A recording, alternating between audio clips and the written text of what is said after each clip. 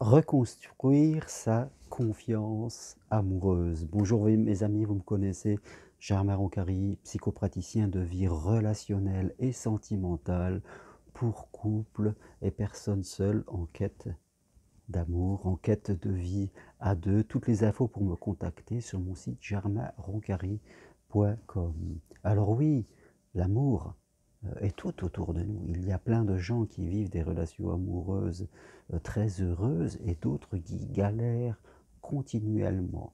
Alors qu'est-ce qui fait que les uns n'y arrivent pas et que les autres y arrivent? Eh bien c'est souvent connecté à la relation que nous avons avec nous-mêmes, à nos pensées, à nos croyances. Et bien sûr, il nous faut évoluer. L'amour est une école qui vient souvent appuyer sur nos fragilités et qui nous invite à la progression, nous invite à mieux nous positionner, à mieux savoir ce que nous voulons et le faire communiquer aux autres de manière calme, respectueuse et authentique. C'est ça l'amour, je dirais. Et si vous qui m'écoutez, vous avez eu tendance à vivre des relations qui étaient insatisfaisantes, parfois souffrantes, des relations où vous rencontriez des manipulateurs, des gens qui ne savaient pas ce qu'ils voulaient, ou des personnes qui vous emmenaient sur des voies sans issue, c'est qu'à un moment, vous devez élever votre confiance amoureuse. Qu'est-ce que la confiance amoureuse?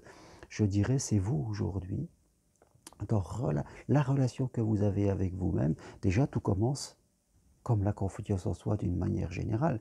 Qu'est-ce que c'est avoir confiance en soi? C'est pas avoir 20 sur 20 tout le temps, c'est s'accepter, je dirais, dans ses qualités, dans ses capacités et dans ses fragilités, dans ses vulnérabilités. Voilà. La confiance en soi, c'est vraiment s'accepter et accepter l'idée qu'on réussit des choses et que dans la vie, on se trompe.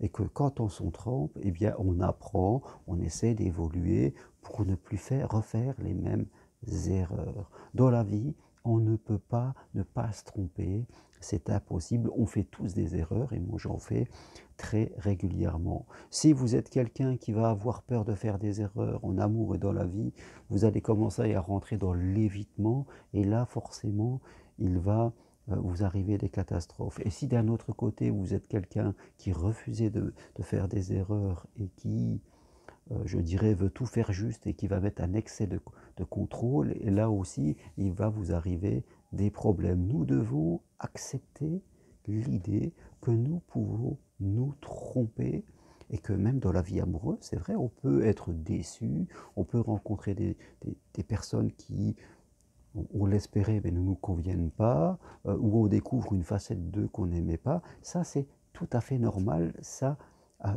vous arrivera et peut-être que vous-même, vous allez dire aux autres, à une personne qui ne vous convient pas, ben, l'autre devra l'accepter. Donc, aujourd'hui, pour élever votre confiance amoureuse, il va falloir que vous travaillez pour commencer à savoir ce que vous voulez. Ça, c'est très important de bien savoir ce que vous voulez dans votre vie sentimentale, gommer de toutes, je dirais, les critères excessifs. Quand on met beaucoup de critères, c'est souvent pour gommer une peur. Ceux qui sont dans une confiance normale, satisfaisante, qui ont un petit peu de crainte mais pas de peur excessive, mettent très peu de critères. Ils sont plutôt sur les valeurs de vie et ils font confiance, ils se disent qu'ils verront bien en chemin. Ceux qui ont peur mettent beaucoup de critères pour être sûr de ne pas se tromper, mais la plupart du temps, ça ne marche pas parce que l'amour a tendance à ne jamais coller à nos critères. L'amour, c'est la liberté. L'amour ne veut jamais être enfermé dans une boîte. Donc, vous devez savoir ce que vous voulez et sortir de l'ambivalence du ni oui ni non, je veux pas, toutes ces choses-là. Je crois qu'on peut définir un bonheur, je veux dire, un objectif amoureux, je le dis souvent, c'est assez simple, c'est vouloir rencontrer une personne pour construire un bonheur à deux dans le respect de chacun, de l'identité de chaque personne. Voilà. Rencontrer une personne qui a envie de construire ce bonheur à deux et de vivre sous le même toit au bout d'un certain moment, bien sûr, ça c'est important. Ce que vous ne voulez plus, c'est des histoires d'un soir, des voies sans issue, rencontrer des gens qui ne vous respectent pas, qui ne sont pas dans certaines valeurs, et puis qui ne savent pas ce qu'ils veulent, qui vont vous emmener vraiment sur des chemins que vous ne voulez pas. Donc vous voyez, ça reste assez simple à définir. Je veux rencontrer une personne avec qui nous serons acteurs ensemble et on va construire un bonheur à deux dans le respect de l'identité de chacun. La finalité, c'est d'être heureux ensemble, de vivre dans le plaisir, dans la joie, dans le respect, sous le même toit, construire une maison du bonheur. Voilà ce que l'on veut. Ça reste assez simple à expliquer. Maintenant, quand vous allez rencontrer une personne, vous devez évoluer dans votre capacité à le dire. On prend le temps, on dit ça avec romantisme, avec tact, parce que quand on rencontre quelqu'un pour des rendez-vous amoureux, il faut bien de discuter de quelque chose. Hein. On peut discuter, je dirais, de nos loisirs, de ce que l'on fait, on peut faire l'amour, on peut faire plein de choses, mais il y a un moment, on est quand même obligé de demander quelle est la quête amoureuse de l'autre. Et cette demande, si vous savez ce que vous voulez, et la quête amoureuse de l'autre, vous devez le savoir, je dirais, dans le premier mois de la relation. Et si quelqu'un est trop flou, si quelqu'un ne sait pas ce qu'il veut, eh bien, vous passez votre chemin. Vous arrêtez d'attendre que l'autre change, vous arrêtez d'attendre que l'autre, tout d'un coup, ait une prise de conscience, ou que les choses se fassent tout seuls. Aujourd'hui, dans ce monde où les gens sont souvent pressés, où les gens jugent énormément et très vite, eh bien, vous ne pouvez plus avancer en aveugle. Vous avancez en communiquant. L'amour, c'est de la communication.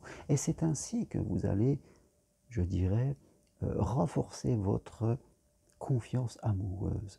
Personne ne peut vous emmener là où vous ne voulez pas aller. Mais il faut savoir où vous voulez aller et où vous ne voulez pas aller. Si vous êtes trop flou, forcément, vous risquez fortement de prendre des voies sans issue. L'amour, c'est quelque chose de merveilleux.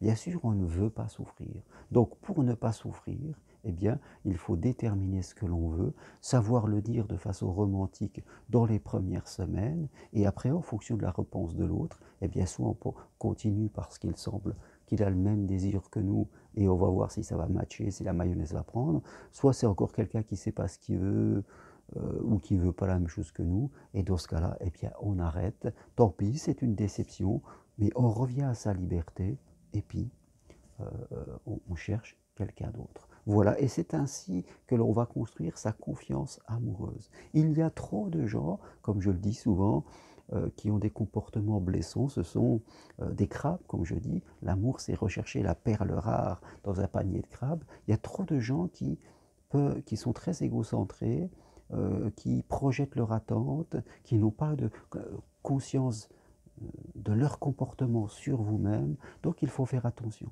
Il faut avoir son esprit ouvert, son cœur ouvert, mais un cœur aussi qui fait attention, qui va doucement et qui cherche une personne qui aura vraiment envie de vouloir construire un bonheur à deux. Voilà ce que je voulais partager avec vous aujourd'hui. Si vous voulez aller plus loin, prenez rendez-vous avec moi, Skype, WhatsApp, téléphone, voilà, toutes les infos pour me contacter sur mon site germainroncari.com. Et si vous aimez cette vidéo, eh bien appuyez sur j'aime. Merci, à bientôt, au revoir.